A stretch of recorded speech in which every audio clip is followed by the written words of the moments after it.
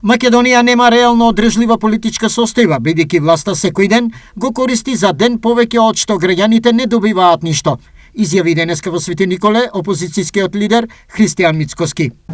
Па за тие кои што се спремаат во месециве кои што се пред нас да ја користат власта за да крадат, предпоставувам ќе биде борба за ден повеќе да останат таму за да можат да крадат на грбот на граѓаните.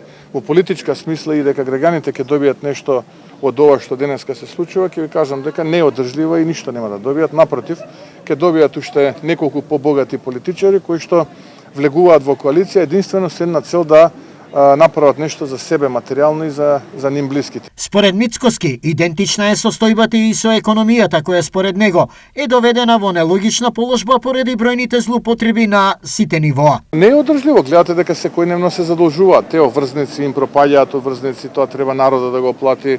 Гледате каков аматеризам и аналфабетизам направија, емитува обврзница, таа обврзница се појавија еминентни инвеститори, фондови од американскиот континент, од Европа и така натаму, и потоа ја повлекува. Зошто? Затоа што немало подписот веќе сменетиот министер односно човекот кој што си даде оставка од Министерството за правда. Поради ова, најави Мицкоски, од денеска ВМРО ДПМН тргнува во отворена борба против политичкиот криминал. Кога зборувам дека набрзо од денеска многу сериозно